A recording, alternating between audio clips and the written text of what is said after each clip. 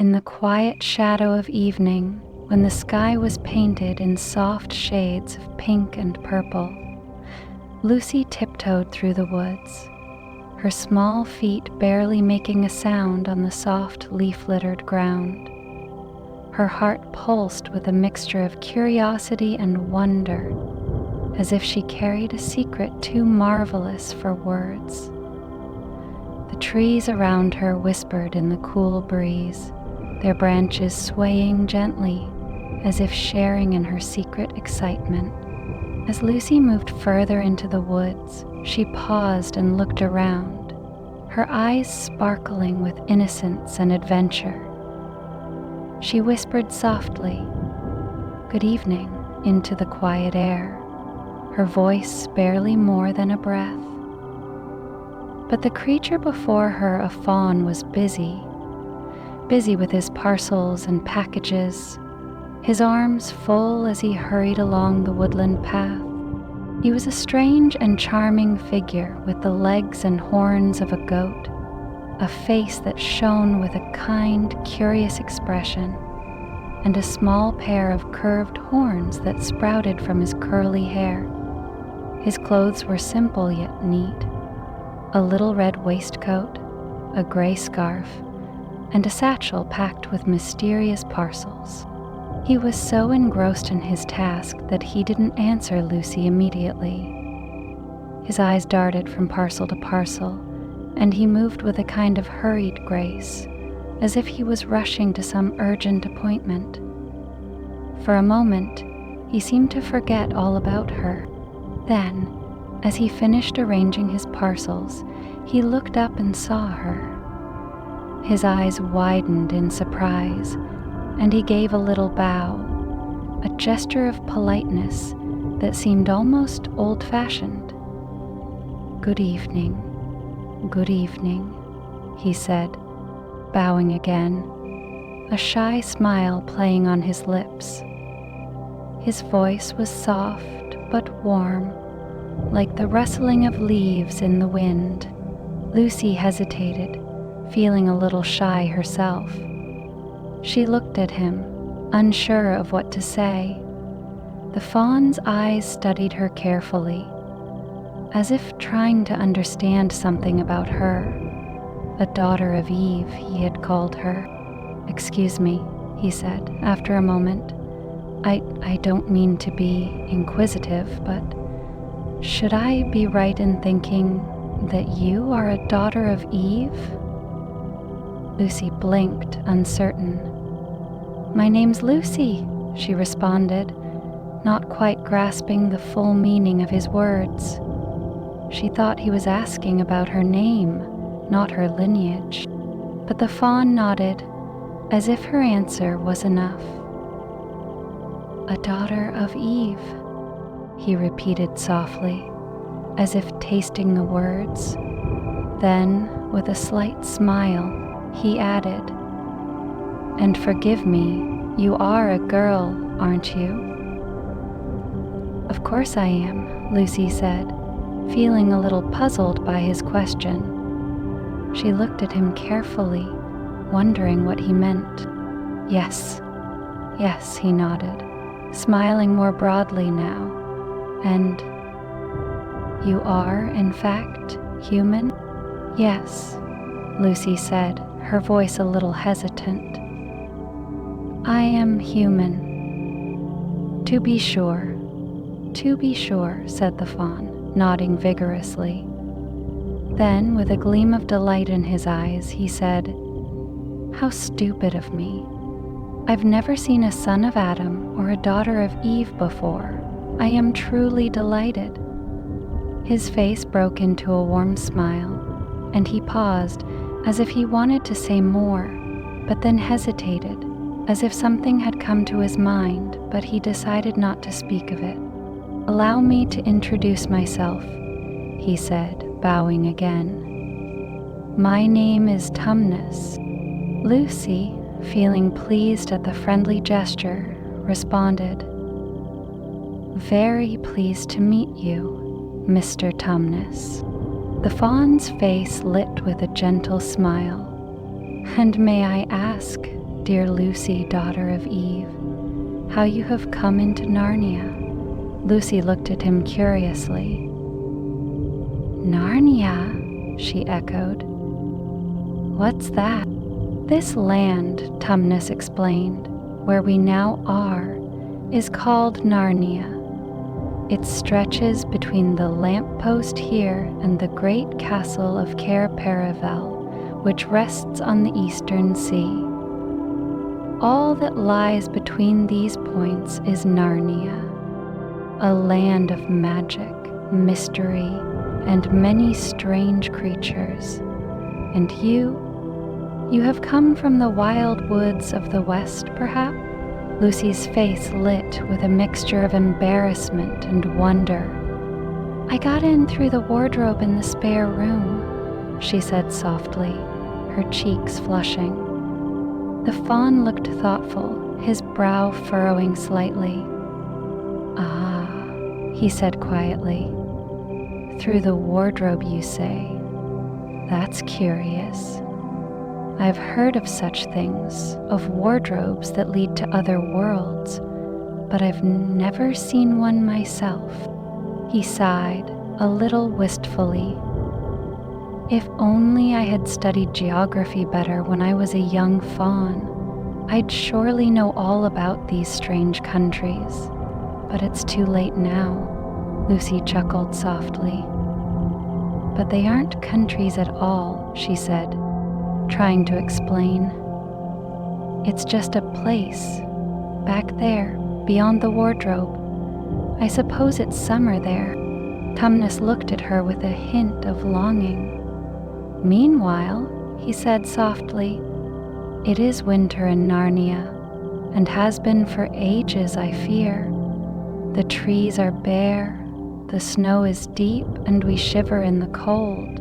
He paused, glancing at the snow-covered ground, then looked back at Lucy with a faint smile. "We shall both catch cold if we stand here talking in the snow." He hesitated, then added with a gentle tone, "Daughter of Eve, from the far land of Spare where eternal summer reigns around the bright city of Wardrobe, how would you like to come and have tea with me?" Lucy's eyes sparkled at the invitation. She felt in her heart that she wanted to stay longer to learn more about this strange, enchanting land. But her sense of duty tugged at her. "Thank you very much, Mr. Tumnus," she said softly. "But I was wondering whether I ought to be getting back." He nodded, understanding. "It's only just round the corner," he said, "and there'll be a roaring fire toast, sardines and cake, and stories of the forest's secret dances, midnight revels where nymphs and dryads come out to dance." Lucy hesitated again. Her longing to stay was strong, but her conscience warned her to return to her world. "Well, it's very kind of you," she said, "but I shan't stay long." The fawn looked at her, his eyes shining with kindness. "If you will take my arm, daughter of Eve," he said softly, "I shall be able to hold the umbrella over both of us. That's the way. Come on." And so, Lucy found herself walking through the woods, arm in arm with her strange and gentle guide. The snow sparkled around them. The trees creaked softly in the breeze, and the cold air nipped at their cheeks. The woods seemed to whisper their secrets. Soon, the ground became uneven. Rocks jutted from the earth, and little hills rolled up and down like gentle waves. Mr. Tumnus suddenly turned aside, heading toward a hidden place that looked like a large rock, but as they drew closer, Lucy saw that it was the entrance to a cave.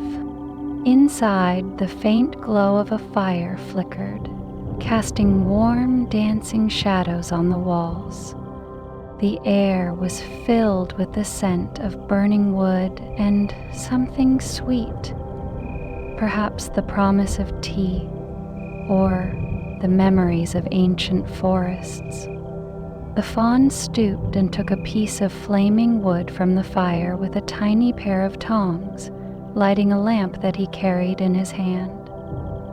"Now, we shan't be long," he said softly, setting about preparing the tea. Lucy looked around and saw that the cave was cozy, a small, neat space of reddish stone with a small carpet on the floor, 2 little chairs, one for Mr. Tumnus and one for a guest, a table, a dresser, and a mantelpiece. Over the fire hung a picture of an old fawn, gray-bearded and wise, gazing into the distance as if lost in thought. On one side of the cave, a door led to what she supposed was Mr. Tumnus's bedroom.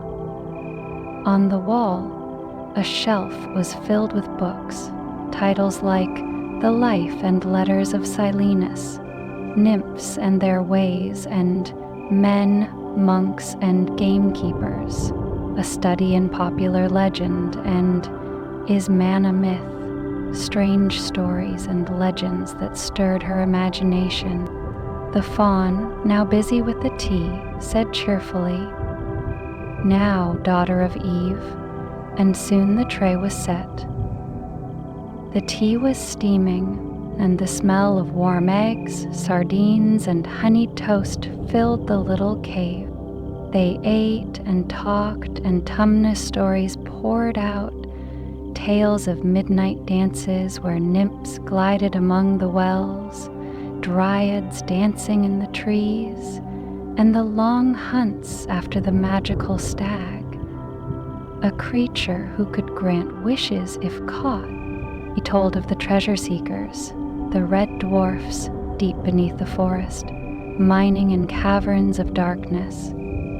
And he spoke of summer visits from Silenus, the fat, jovial faun who rode his fat donkey through the woods, and Bacchus himself, who brought wine and joy. But as the stories unfolded, a shadow fell over his face. "Not that it isn't always winter now," he added gloomily. His voice was low, almost broken in its sadness. The endless cold, the unchanging snow, it had become part of the land's curse.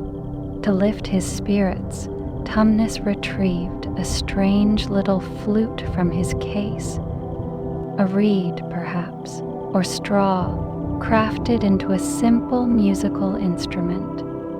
He began to play, and the sound was haunting, stirring within Lucy feelings she could not quite name.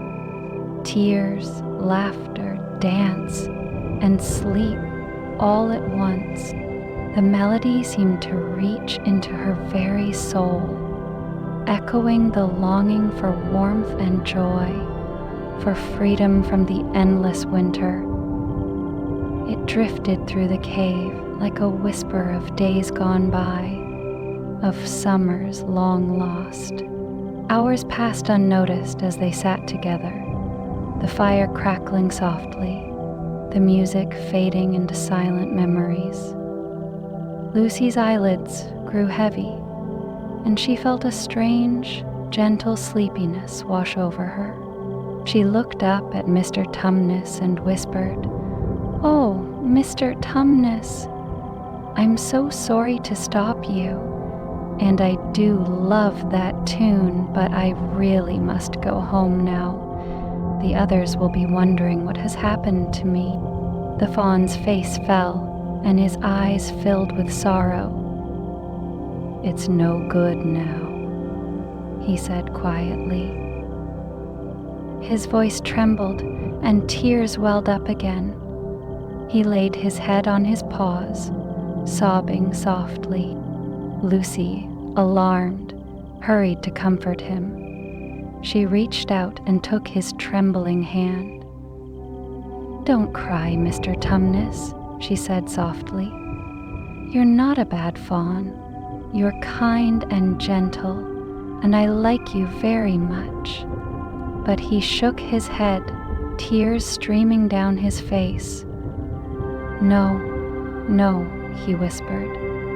"I am a bad fawn. I am wicked, and I have done terrible things." She looked at him in surprise. "What do you mean? You haven't done anything wrong." He looked away, voice choked with emotion. "I have," he said. "I have taken service under the White Witch. I serve her, and I am her servant." Her eyes widened. "The White Witch? Who is she?"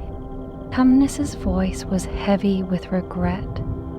"She is the one who rules Narnia now, and has done so for many years. She makes it always winter, never Christmas, and she keeps all of us in her power. It is she who has got all Narnia under her thumb." "And you," Lucy whispered. "You're in her pay?" "Yes," he admitted bitterly. "I am a kidnapper, daughter of Eve. I was to catch any human children I saw to bring them to her. I pretended to be your friend, to lull you into trust, and then I was to take you to her." Lucy's heart sank. She looked at him, her mind racing. "But you wouldn't do that, would you? You wouldn't really hand me over?" He covered his face with his paws, sobbing. "I was going to. I was ordered to, but I couldn't do it. I couldn't betray you. She reached out, her small arms gently wrapping around him. "It's all right," she whispered. "I believe you. You're not a bad fawn. You're a good one. And I know you're sorry." Tumnus looked up, his face streaked with tears, and nodded. "Thank you, Lucy. Thank you for your kindness. I am a wicked fawn, but I do not want to be anymore." They hurried to gather her things, and with heavy hearts they slipped out of the cave, into the cold, silent woods, into the snow-covered world beyond. The journey back was hurried, silent, filled with unspoken fears. The snow crunched beneath their feet, and the trees seemed to whisper warnings, as if warning them of the danger that lurked in the shadows. At last, they reached the familiar lamppost, the marker that signaled the boundary between the two worlds. Lucy looked back at the woods, her heart pounding. Tumnus's eyes were full of sadness and hope. "Can you find your way from here, daughter of Eve?" he asked softly. She looked across the snow, where a faint glow shimmered the wardrobe door, waiting for her. "Yes," she whispered. "I see it." He nodded, a sad smile on his face. "Then go quickly. And forgive me if I have failed you." She grasped his hand firmly. "Of course I forgive you, and I hope you'll be safe." With a final wave, Lucy turned and ran toward the wardrobe, feeling her heart pounding in her chest. The snow fell softly around her, and she could feel the familiar wood, the coats, the hooks, and then, suddenly, she was back in her own world. The room was quiet, empty, and still. She shut the wardrobe door tightly, her breath catching in her throat.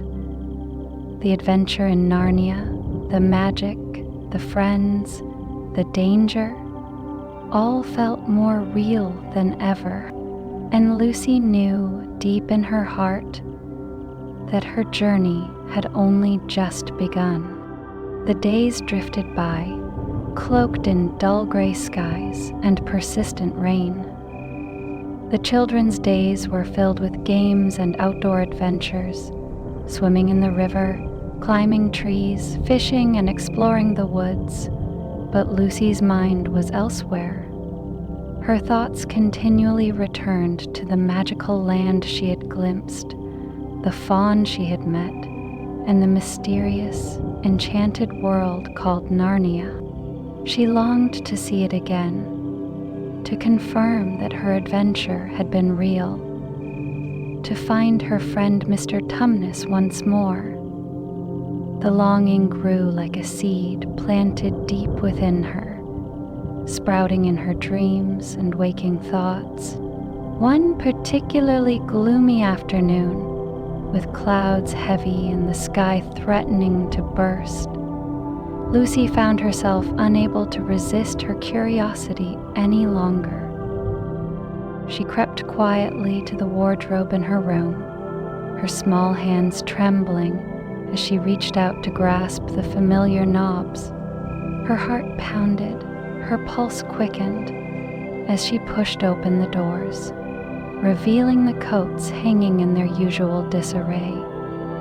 She hesitated, then slipped inside, not intending to stay long. She knew that staying in the wardrobe again might set her brothers and sister talking, but her desire to see Narnia once more was stronger. She moved carefully, her eyes searching the dim space for any sign of the magic. She reached into the wardrobe, feeling the soft, rough fabric of the coats, the smell of mothballs and winter lingering in the air. Just as she was about to look further, she heard footsteps slow, deliberate in the corridor outside her door. Her heart skipped a beat. It was Edmund. He entered the room, a mischievous grin on his face as he saw her vanish into the wardrobe. His eyes gleamed with a plan, a desire to tease his sister and perhaps find something amusing in her secret. Without hesitation, Edmund hurried over and threw open the wardrobe door, peering inside. His eyes widened as he saw Lucy's figure disappear into the darkness. He was quick to follow, jumping into the closet, feeling the cold air and the darkness pressing around him. His fingers groped blindly, expecting to find Lucy hiding behind the coats, but instead, he found only silence. He shouted her name loud and clear, but only the echoing silence answered back.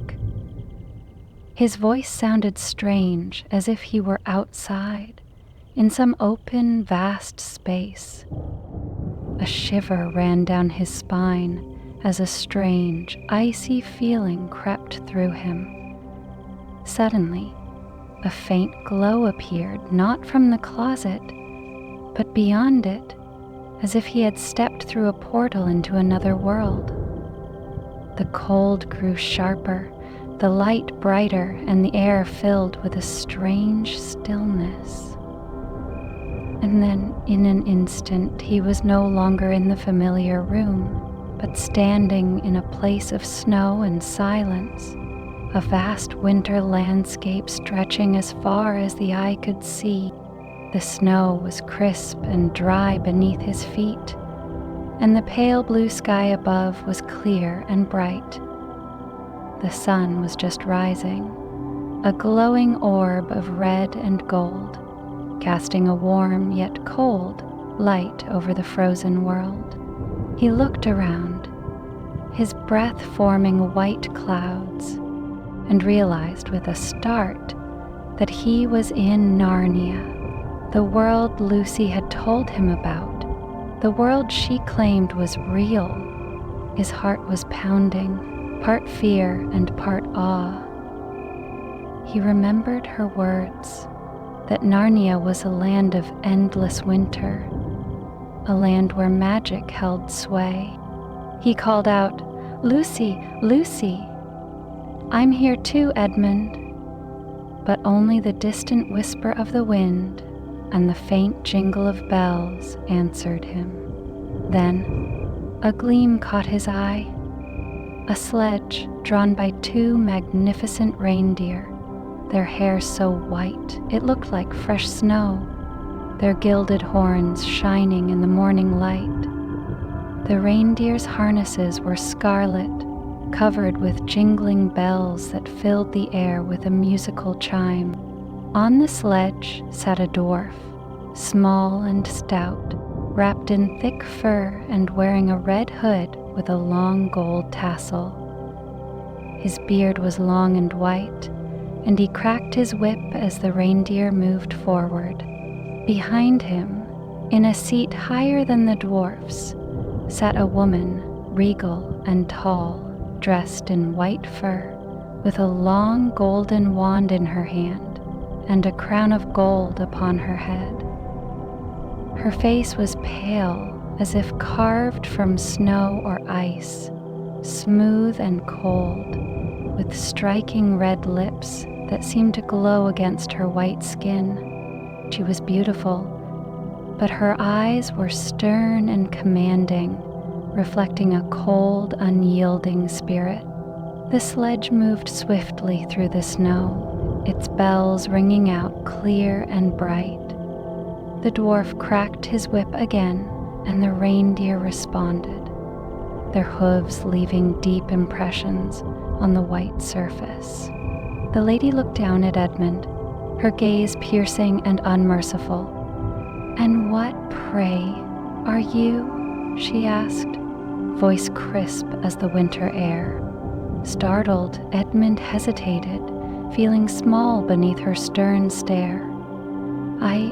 I am Edmund," he managed, voice trembling. "Is that how you address a queen?" she asked, her tone icy and commanding. He bowed hurriedly. "Your Majesty, I didn't know." "You not know the Queen of Narnia?" she interrupted, voice sharper now. "Ha! You shall learn better hereafter.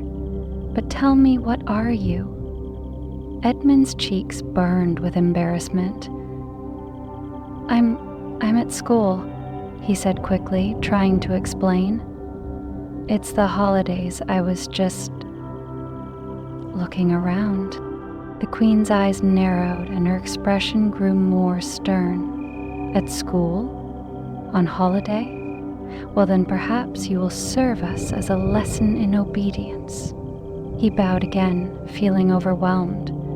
The grandeur of her presence, the coldness in her voice, made him realize how small he was in this vast, icy realm.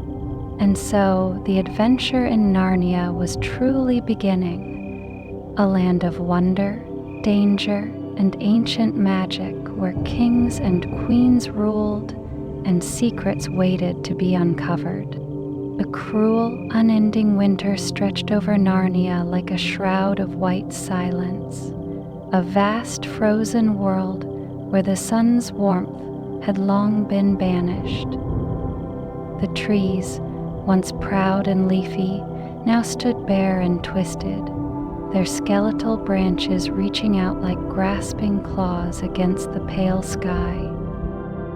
The ground beneath was a shimmering mosaic of snow and ice, glittering in the cold light as if the very earth was frozen in time, caught in an eternal moment of frost. High upon her icy throne, in a grand hall carved from glistening crystals and frost-bound stone, sat the White Witch Jadis, Queen of Narnia, her figure regal and commanding, yet as cold as the winter she ruled. Her long, flowing robes of white fur and shimmering silk draped around her slender figure like a mantle of frost, and her pale face was framed by a crown of icicles that sparkled with every movement she made. Her eyes, sharp as the icy blades she wielded, glinted with a mixture of cruelty and cunning. Her palace was a vast, echoing chamber, walls of shimmering ice that reflected the flickering light of her magic crystal chandelier, which hung like a frozen star overhead. The air inside was thick with the scent of cold and magic, a strange, almost intoxicating blend that made the very breath of her minions turn to frost as they moved. Beneath her, in the shadowed corridors and chambers, her minions scurried and slithered, goblins with crooked, snarling faces, wolves with burning eyes that glinted in the gloom, and dark spirits that flickered like shadows cast by candlelight. These creatures, twisted and wicked, served her without question, their loyalty rooted in fear and the promise of power. The queen's voice echoed through her icy halls, a voice that was both melodious and terrifying, commanding her servants to search for the children and the traitorous Edmund. Her voice was like the crackle of ice breaking, cold and sharp. "Find them," she commanded, her words slicing through the silence. "Bring them to me and let them feel the true meaning of winter's wrath." Far away, in the grand halls of Cair Paravel, the true rulers of Narnia, the noble King Peter, the wise Queen Susan, the brave young Prince Caspian, and the steadfast old magician, gathered with heavy hearts. Their faces bore the marks of worry, and their eyes reflected hope and dread alike. They knew that the White Witch's grip on Narnia was strong, but they also knew that courage and kindness could be stronger still. Suddenly, a messenger, a goblin with greasy hair and a crooked grin, burst into the hall, clutching a scroll. His voice was trembling as he reported, "Your Majesties, the witch's spies have seen Lucy and her friends. They are near the forest, and she's with a little girl." Peter's clenched fists tightened as he listened. His voice was firm and resolute. "We must act quickly. We cannot let her continue her reign of ice and despair." Before they could move, a figure cloaked in shadow and wisdom appeared, a venerable old magician, his robes flowing like mist and his eyes gleaming with ancient knowledge. His voice was soft but commanding. "There is a way," he said gently. "The Queen's power is rooted in her magic, a magic that can only be broken by a true king, a ruler who embodies courage, compassion, and wisdom. Only then can her icy grip be shattered." The kings and queens exchanged determined glances. Their resolve was clear. They prepared themselves, gathering their weapons, their courage, and their hope for a confrontation that would decide the fate of Narnia itself.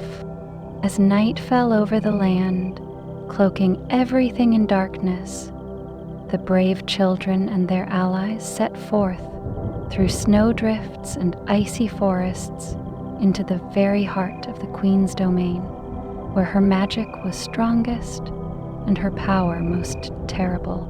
The landscape was a vast, unyielding winter wonderland, a silent world of glistening snow and frost-bitten trees, where every breath formed white clouds in the cold air.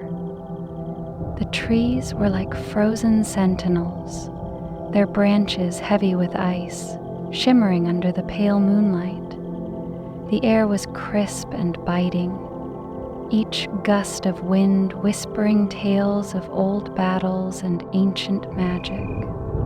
They faced her minions, fierce wolves with eyes ablaze of crimson fire, goblins with crooked, snarling faces that seemed to melt and reform with every passing moment, and spirits of darkness that flickered in and out of sight like fleeting shadows. Yet the children's resolve did not waver. Their hearts burned with the courage of the just, and their spirits shone brighter than the icy landscape. At last they arrived at the fortress, a towering palace of snow and ice, a shimmering citadel that looked as if it had been forged from the very essence of winter's wrath. The gates, carved from frozen crystal, gleamed with a cold light as they swung open to reveal the icy throne room. Inside, the White Witch awaited, tall and regal, her form as elegant as a frozen statue, her pale face a mask of icy beauty. Her long, flowing robes trailed behind her, and her eyes, like twin sapphires, sparkled with unyielding cruelty. Ah, she purred, voice like the wind over frozen lakes. The brave children come to challenge me. Do you truly believe you can end my eternal winter? Do you think your courage can thaw the coldest heart?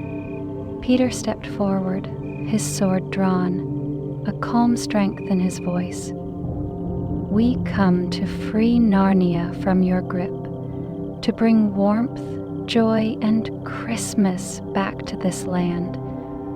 Your reign of endless winter ends here. The Queen's lips curled into a cold smile. Fools, she whispered, you do not understand the power you face. She raised her hand, and a wave of icy magic rippled outward, filling the chamber with a biting wind that froze the very air. But then, from the shadows, a figure of golden light emerged.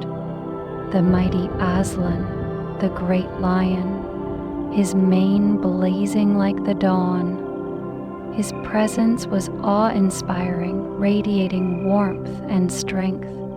His voice, deep and commanding, filled the chamber with a thunderous sound. You have no power here, Queen, he declared.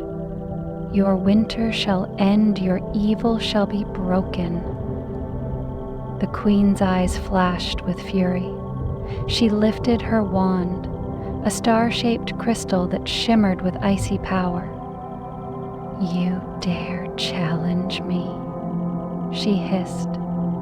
I am the Queen of Narnia, mistress of winter and cold, and I shall not yield. But Aslan advanced, his golden mane shimmering brighter than ever, his gaze steady and fierce.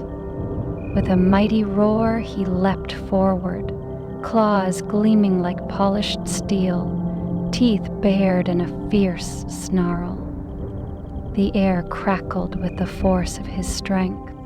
The Queen's magic flickered and faltered as the lion's might overwhelmed her.